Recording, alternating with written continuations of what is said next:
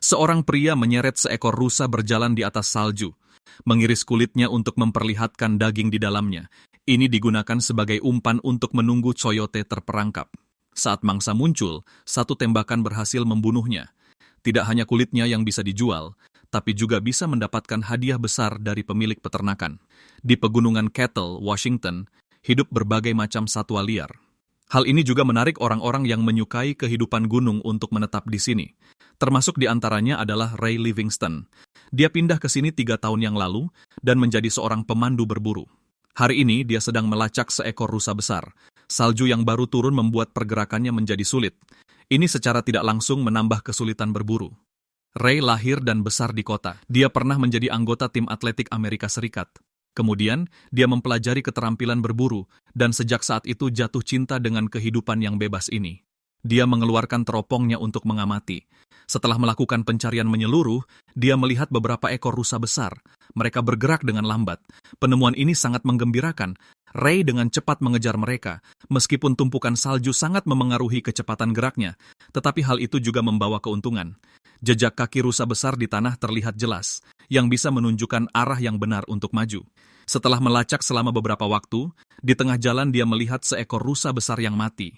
Sebagian besar tubuhnya sudah dimakan, mungkin dibunuh oleh kawanan serigala atau puma. Ray membantu mengubur bangkai itu, dan mendoakan agar arwahnya pergi ke surga. Kemudian, dia melanjutkan pelacakannya. Namun, ada sedikit kekhawatiran di hatinya. Di Washington, serigala pernah hampir punah. Populasinya baru mulai pulih setelah tahun 2008. Sekarang, mereka aktif di setiap sudut pegunungan. Jika kawanan serigala sedang memburu rusa besar, kawanan rusa akan terus bergerak. Bagi Ray yang sedang berburu, ini adalah berita yang sangat tidak menguntungkan. Namun, hari ini keberuntungannya cukup baik. Dia segera bertatapan langsung dengan seekor rusa besar. Setelah tertegun sejenak, Ray mengangkat senapannya, dan rusa besar itu pun bersiap untuk pergi. Pandangannya kebetulan terhalang oleh semak-semak. Tidak ingin membuat mangsanya kabur, dia menurunkan senjatanya dan memilih untuk mengikutinya diam-diam. Salju turun semakin lebat, tapi dia berhasil menyusul kawanan rusa itu. Dia mengangkat senapannya dan mulai membidik. Salah satu rusa besar kebetulan melihat ke arahnya. Tanpa ragu, Ray langsung menembak. Saat dia tiba di tempat rusa besar itu berdiri, hanya terlihat beberapa helai bulu di atas salju. Rusa besar itu sudah tidak terlihat lagi. Mengikuti jejaknya, Ray terus mengejar. Akhirnya, di sebuah turunan, dia melihat sumber protein yang sudah tumbang. Ray terengah-engah, perasaan gembira pun muncul. Dia menepuk-nepuk rusa besar itu, berharap ia bisa mengerti. Lalu dia mulai memotong daging rusa. Dengan pisau kecil, ia dengan cepat mengiris perutnya, mengeluarkan jantung yang masih hangat. Ia menaruhnya di salju untuk mendinginkannya, sementara bagian jeroan lainnya ditinggalkan untuk alam. Kemudian, ia mulai memotong-motong rusa besar itu dan mengemas dagingnya berdasarkan jenis potongan. Kepala rusa itu dibungkus dengan kulitnya, sekarang dia harus memindahkan daging ke lokasi yang aman. Saat malam tiba, Ray akhirnya selesai menangani semuanya, dan menyalakan api unggun.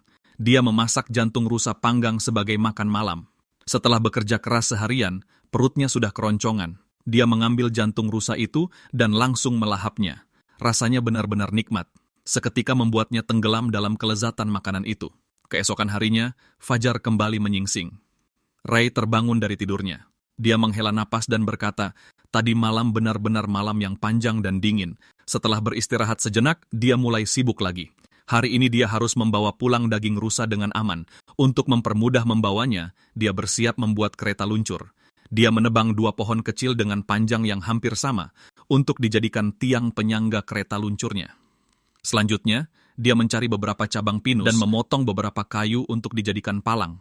Kemudian, dia merakit semuanya. Tali pengikat seperti ini sangat praktis. Ray bukanlah penduduk asli gunung. Dia tahu betul bahwa berburu juga harus mengikuti perkembangan zaman. Oleh karena itu, dia sering menggunakan beberapa peralatan modern. Ini membuatnya bekerja lebih efisien. Tidak butuh waktu lama. Pembuatan kereta luncur pun selesai. Kemudian, semua daging rusa itu dinaikkan. Setelah diikat dengan kencang, dia menopang palang kereta luncur dengan pinggangnya dan secara resmi mulai bergerak maju. Jarak ke lokasi mobilnya sekitar 5 mil. Ini akan menjadi ujian besar bagi staminanya. Meskipun salju memungkinkan untuk meluncur, tetapi juga membawa masalah. Ray melangkah dengan 1 kaki tenggelam dan 1 kaki terangkat. Tumpukan salju membuatnya sangat sulit untuk berjalan. Ray terengah-engah, memeras potensi tubuhnya. Dia terus berjalan selangkah demi selangkah, tetapi staminanya pasti akan mencapai batasnya. Dia berhenti untuk mengambil napas dalam-dalam. Setelah mengatur napasnya, dia berangkat lagi. Pada saat ini dia berubah menjadi seekor banteng hitam, menarik gerobak menuju area yang tidak diketahui, dan kesulitan terus menimpanya. Setelah bersusah payah, dia akhirnya berhasil menarik kereta luncur ke puncak gunung. Perjalanan selanjutnya adalah menuruni bukit. Baru saja dia merasa lega, tak disangka jalan menurun justru lebih menjadi bencana. Inersia membuatnya berlari secara tidak terkendali.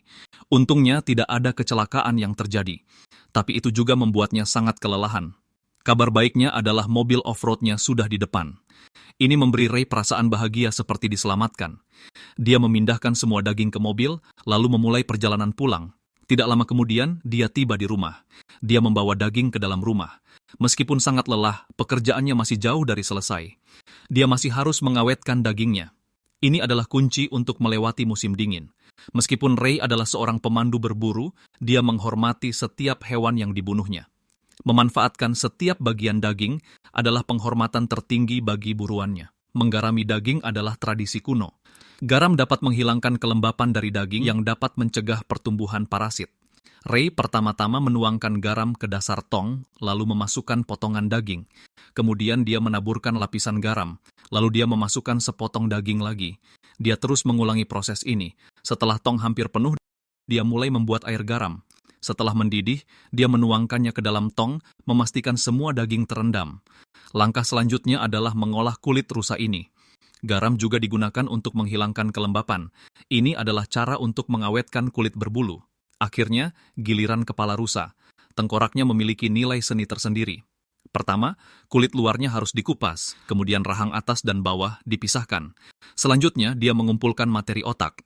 Ini adalah bahan penting untuk menyamak kulit.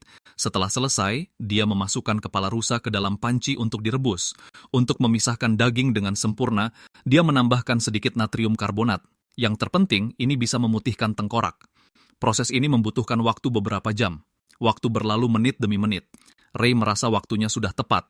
Dia mengeluarkan tengkorak itu, lalu membersihkan sisa-sisa daging yang menempel. Kemudian dia meletakkan gigi yang tanggal di atas meja. Ray sangat menikmati kehidupan seperti ini, setiap hari penuh dengan tantangan dan kejutan. Tidak lama kemudian, dia menerima tugas dari seorang peternak. Membantu membasmi hewan liar yang aktif di sekitar peternakan. Dalam beberapa tahun terakhir, karena kurangnya predator alami, populasi koyote terus meningkat. Mereka telah menjadi ancaman serius bagi keamanan peternakan. Misi Ray cukup sederhana, bunuh beberapa koyote betina atau usir yang jantan, agar mereka tidak punya waktu untuk kawin, memadamkan cinta mereka yang baru bersemi sejak awal. Jauh di dalam hutan, ada sebuah kabin pos terdepan. Di sanalah tujuan Ray. Untuk beberapa waktu ke depan, dia akan tinggal di sini sampai musim kawin berakhir. Ray melihat-lihat di sekitar kabin kayu itu. Dia sangat puas dengan tempat perlindungan ini. Tepat pada saat itu dia menemukan beberapa bulu di bawah dek. Sepertinya itu ditinggalkan oleh rusa. Dan tidak jauh dari sana, samar-samar terlihat ada bangkai. Ray berjalan ke sana dengan langkah cepat. Saat mendekat, dia baru melihat bahwa itu adalah seekor anak rusa. Salju di sekitarnya dipenuhi jejak kaki koyote. Sepertinya koyote telah membunuh rusa ini. Mungkin mereka belum lapar dan tidak memakan bangkainya. Mereka akan kembali untuk memakannya saat dibutuhkan. Tapi Ray tidak akan memberi mereka kesempatan. Dia berencana menggunakannya sebagai umpan untuk memancing koyote. Dia menaikkan rusa itu ke kereta luncur. Menuju ke puncak gunung, sebagai seorang pemburu berpengalaman, dia tahu di mana koyote aktif. Dengan cepat sampai di tujuan, di sini ada sebuah lembah kecil yang merupakan tempat favorit koyote muncul, sekaligus memiliki pemandangan yang bagus. Setelah mempelajari medannya, dia menyeret rusa itu ke dasar lembah, tiba di lokasi yang terbuka, membelah perut rusa, agar aroma darah menyebar di udara, untuk menarik koyote yang ada di sekitar, tapi prosesnya butuh waktu. Selagi menunggu, Ray bersiap memasang beberapa jebakan di dekatnya. Menurut hukum negara bagian Washington, berburu serigala hanya diizinkan menggunakan perangkap hidup, tidak boleh menggunakan alat mematikan seperti perangkap rahang. Jika menangkap hewan dilindungi lainnya, masih bisa dilepaskan tanpa terluka. Jebakan dirakit dan bisa langsung digunakan. Ray menyebar jerami kering di tanah untuk menutupi keberadaan kawat, kemudian dia mengumpulkan beberapa ranting dan kayu untuk menutupi jebakan sepenuhnya, agar terlihat sangat alami, dan keberhasilan jebakan tidak lepas dari umpan.